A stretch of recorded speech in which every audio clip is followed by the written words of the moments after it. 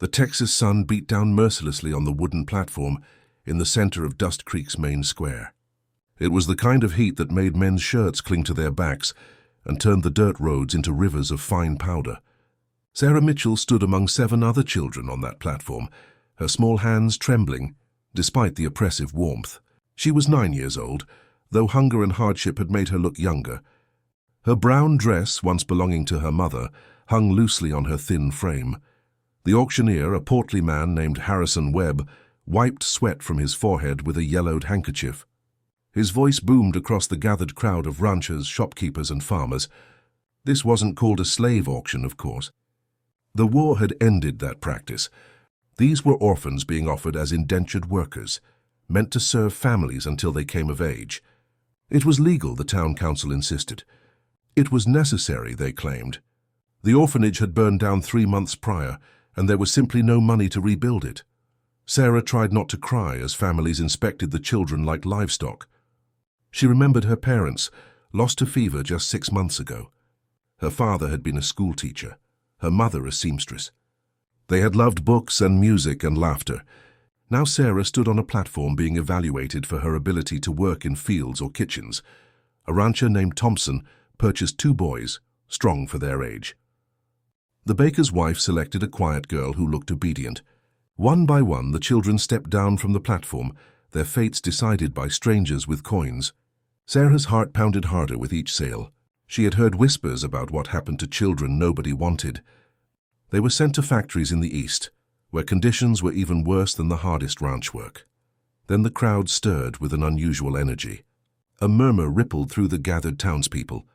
Sarah looked up to see a man pushing through the assembly. He was tall and moved with quiet purpose. His long black hair was tied back, and he wore a mix of traditional native clothing and frontier wear. His face bore the weathered look of someone who had survived more than most men twice his age. The crowd parted nervously as he approached. Whispers erupted immediately. The townsfolk recognized him as one of the Apache scouts, who sometimes traded with merchants on the outskirts of town. His name was Dakota, which some said meant friend to everyone, though few in Dust Creek had ever spoken to him directly. His presence here was unprecedented and unwelcome in the eyes of many. Dakota stopped before the platform and looked directly at Sarah.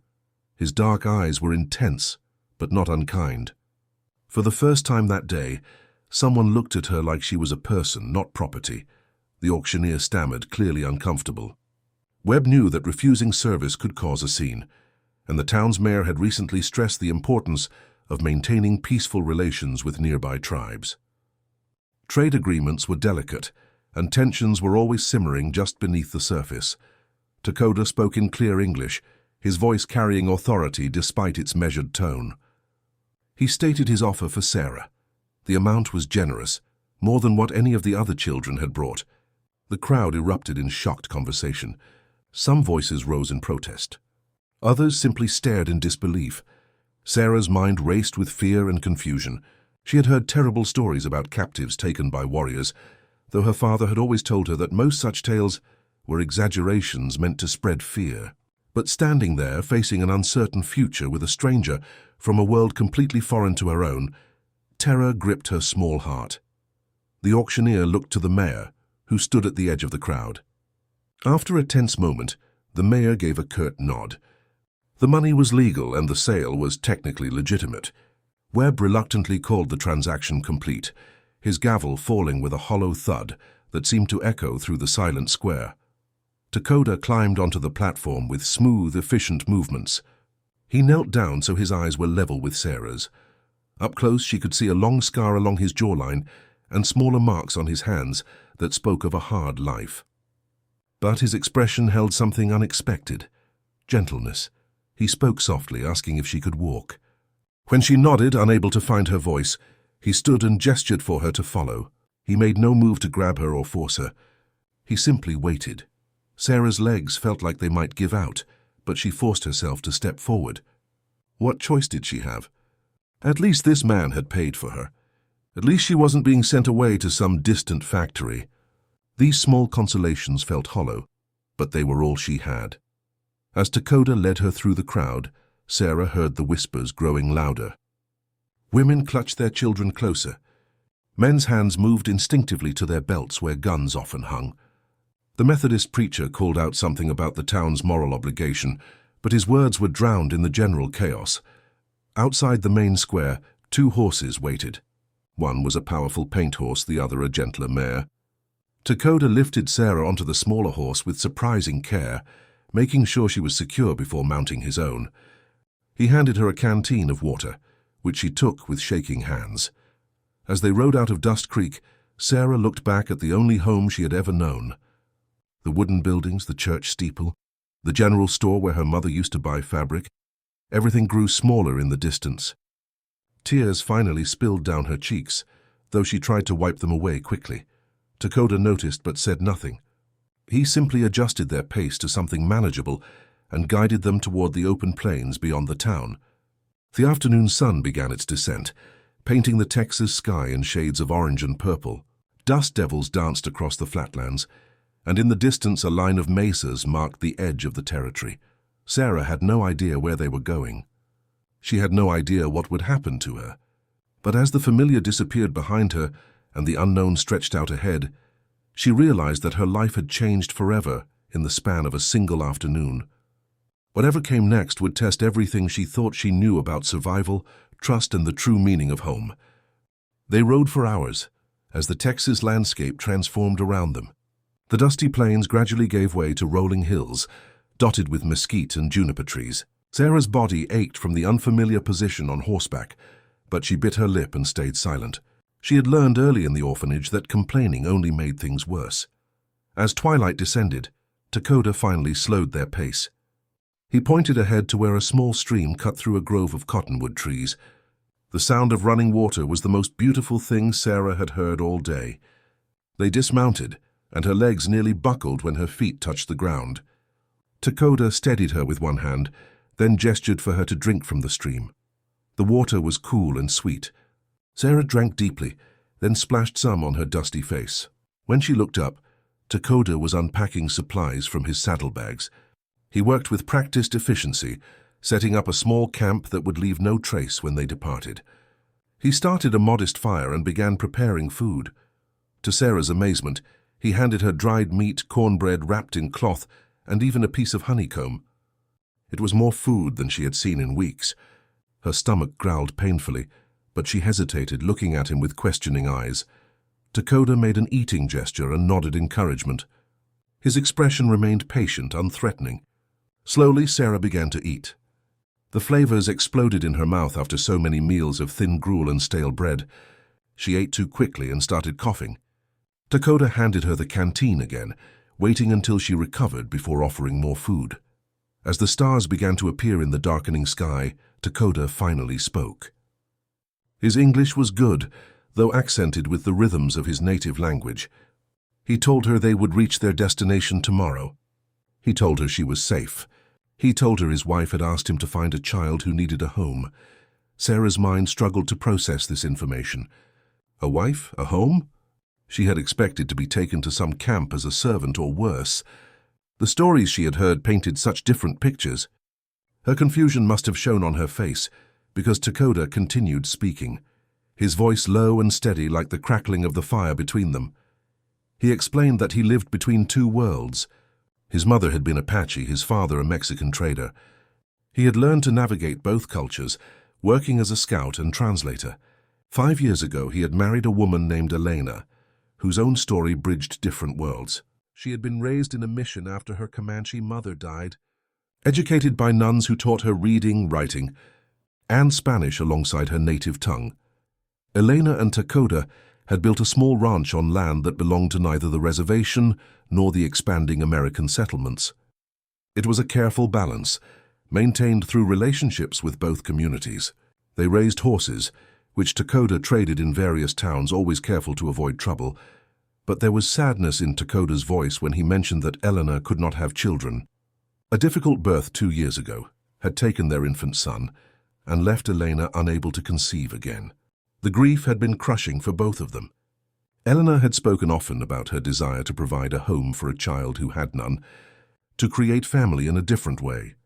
When Dakota had heard about the auction in Dust Creek, something had compelled him to attend. He had seen Sarah on that platform, frightened but trying to be brave, and recognized something of Elena in her eyes. The same determination to survive despite overwhelming circumstances. The same inner strength wrapped in apparent fragility. Sarah listened, her initial terror slowly giving way to cautious hope. She wanted to believe him, but trust was a luxury she could no longer afford easily. Still, his actions spoke louder than his words. He could have mistreated her already, if that had been his intention. Instead, he had fed her, allowed her to rest, and spoken to her with respect. That night, Takoda set up 2 sleeping areas separated by the fire. He gave Sarah the better bedroll and positioned himself between her and any potential danger from the open plains. As she lay down, exhausted beyond measure, she heard him speaking softly in a language she did not understand. It sounded like a prayer or blessing. The words were foreign, but their intent felt protective. Sarah fell asleep to the sound of coyotes calling in the distance and the gentle crackling of the fire. For the first time since her parents died, she slept without nightmares. Morning came with the scent of sage and coffee. Takoda had water heating and more food prepared. They ate quickly and broke camp, continuing their journey as the sun climbed higher. The landscape grew more dramatic, with red rock formations rising from the earth like ancient sentinels. By midday they crested a hill, and Sarah saw their destination. In a valley below, protected by surrounding slopes, sat a small ranch. The main house was a blend of construction styles, part adobe, part wooden frame, adapted to the materials and methods of multiple cultures.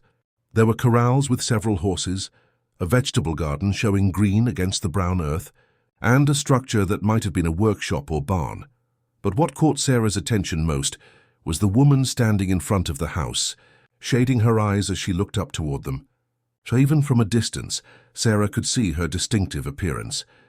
Elena's long black hair hung in a braid over one shoulder, and she wore a simple dress that combined practical frontier clothing with decorative elements that spoke of her heritage. As they descended toward the ranch, Elena began walking toward them. Her pace quickened, and Sarah saw an expression on her face that made her chest tighten with unexpected emotion. It was hope mixed with nervousness, excitement tempered with caution. It was the look of someone afraid to want something too much. They met halfway between the house and the hill. Takoda dismounted first, then helped Sarah down.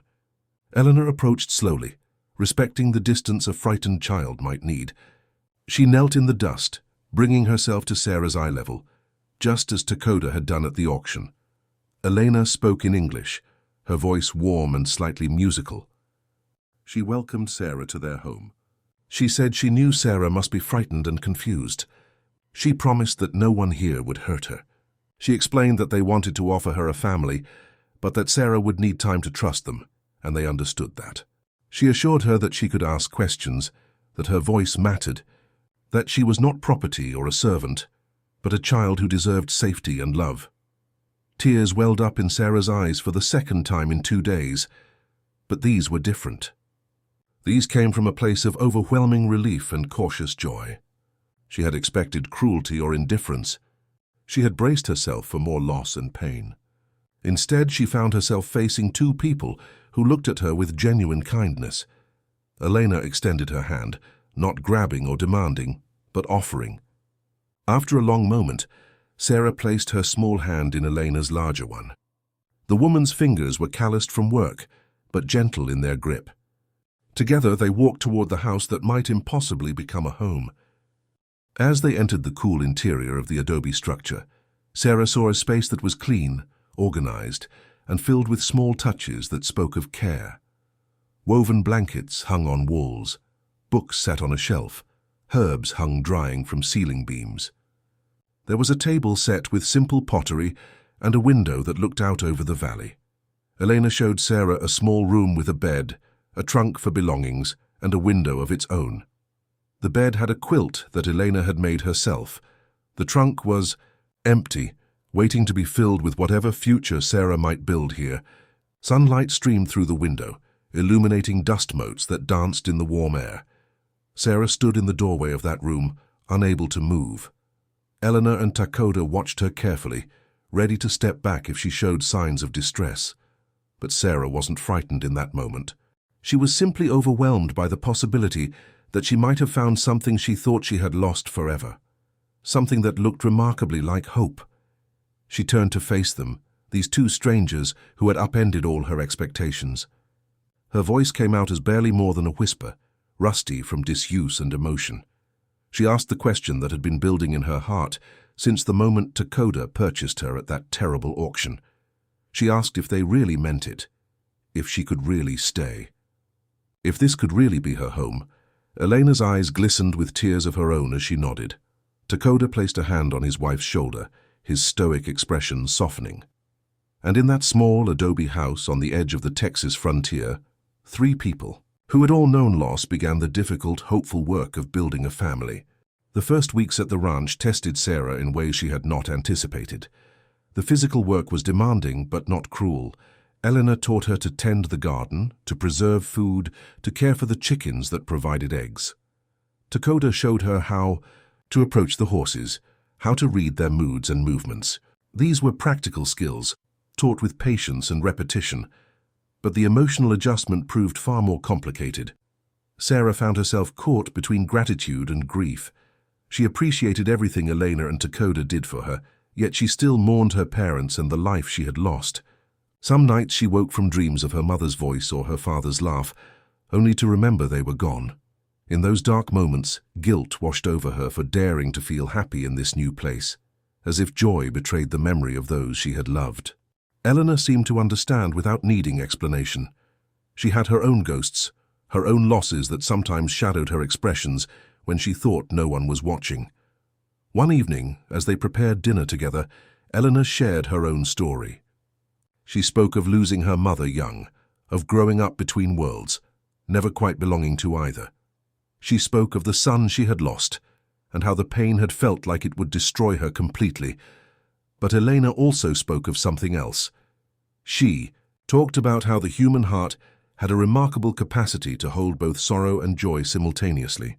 Remembering those we have lost does not require us to refuse new love, she said. The people who truly care for us want us to find happiness again, even as we carry their memory forward. These conversations, shared while cutting vegetables or mending, clothes began to ease something tight in Sarah's chest. She started asking questions about Elena's childhood, about Takoda's travels, about how they had met and fallen in love. Their stories unfolded gradually, painting pictures of resilience, adaptation, and the strength required to build a life at the intersection of different cultures. Takoda, quieter by nature than his wife, taught Sarah through actions more than words. He showed her how to track animals by their prints in the dust. He demonstrated how to predict weather by observing the sky and the behavior of wildlife. He taught her basic words in Apache and Spanish, languages that carried history and wisdom in their sounds. One afternoon, while they worked together repairing a section of fence, Takoda explained his philosophy. He told Sarah that in both Apache and Mexican cultures, family was not always defined by blood.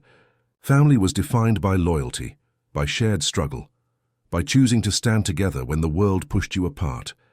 He said that she could honor her parents by living fully, by becoming the person they would have wanted her to be. As spring turned, toward summer, Sarah began to relax into the rhythms of ranch life. She woke with the sun, helped with morning chores, spent afternoons learning from Eleanor, and evenings listening to stories around the dinner table. The calluses on her hands grew thicker, the color returned to her cheeks. Her body grew stronger from good food and physical work. But challenges remained. Once a month, Takoda rode to Dust Creek to trade horses and purchase supplies. Sarah stayed behind with Elena, and each time she felt anxiety claw at her stomach. She worried that someone from town would cause trouble, that the arrangement that had seemed so fragile might shatter. The townspeople's reaction at the auction haunted her.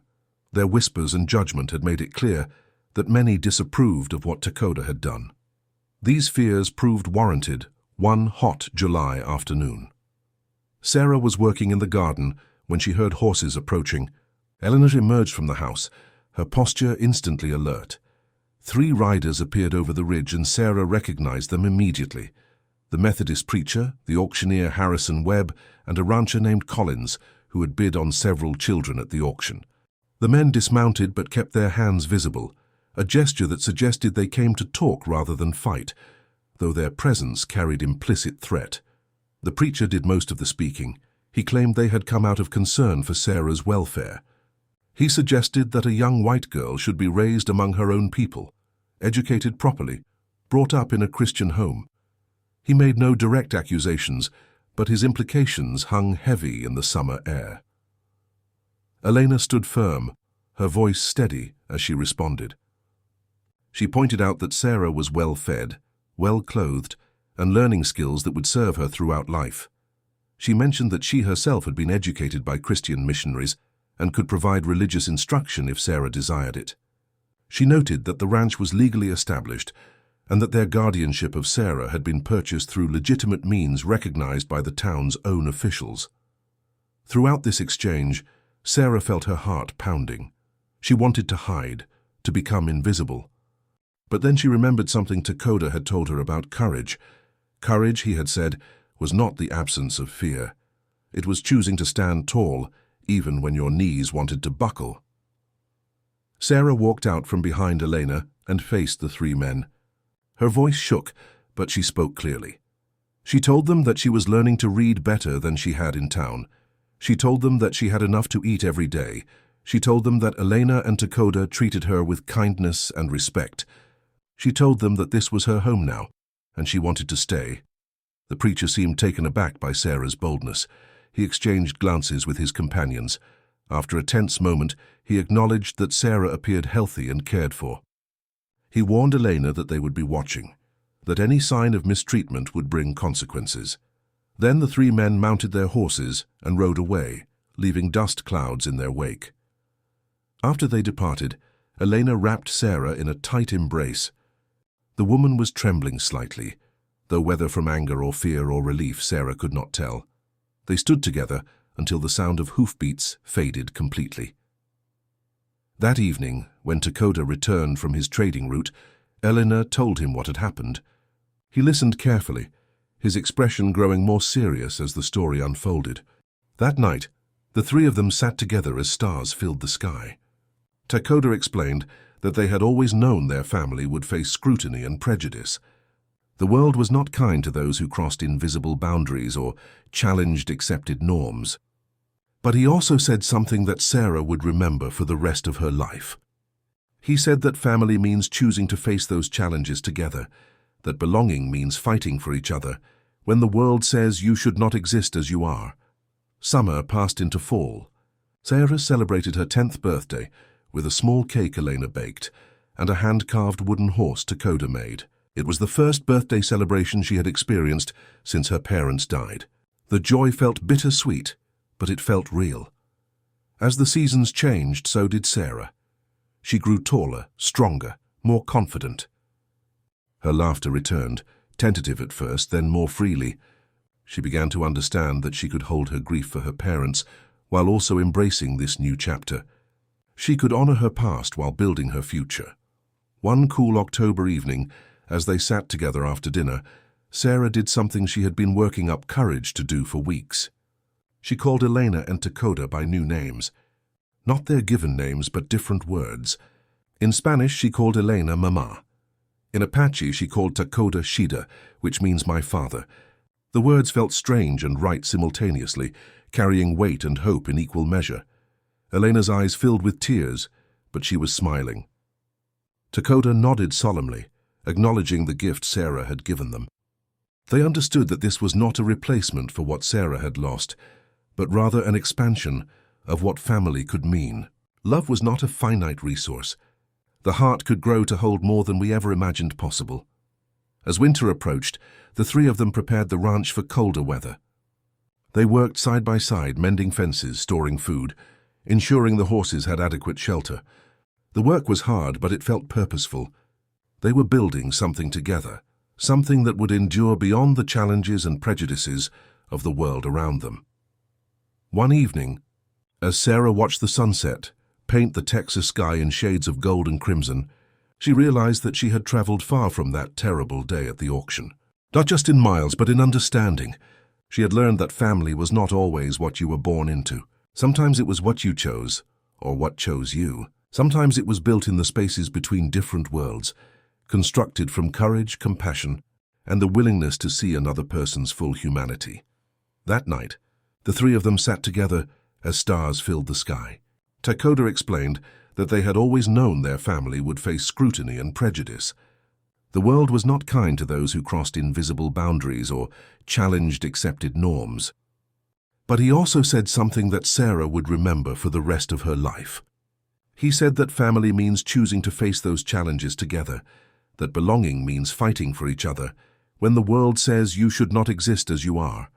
Summer passed into fall. Sarah celebrated her 10th birthday with a small cake Elena baked and a hand-carved wooden horse Takoda made. It was the first birthday celebration she had experienced since her parents died. The joy felt bittersweet, but it felt real. As the seasons changed, so did Sarah. She grew taller, stronger, more confident. Her laughter returned, tentative at first, then more freely. She began to understand that she could hold her grief for her parents while also embracing this new chapter. She could honor her past while building her future. One cool October evening, as they sat together after dinner, Sarah did something she had been working up courage to do for weeks. She called Elena and Takoda by new names. Not their given names, but different words. In Spanish, she called Elena Mama. In Apache, she called Takoda Shida, which means my father. The words felt strange and right simultaneously, carrying weight and hope in equal measure. Elena's eyes filled with tears, but she was smiling. Takoda nodded solemnly, acknowledging the gift Sarah had given them.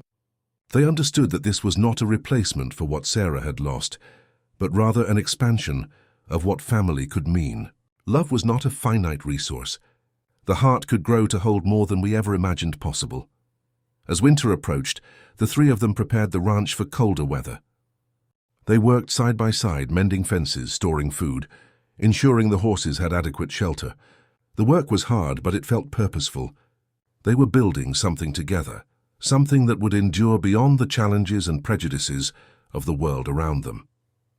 One evening, as Sarah watched the sunset paint the Texas sky in shades of gold and crimson, she realized that she had traveled far from that terrible day at the auction. Not just in miles, but in understanding.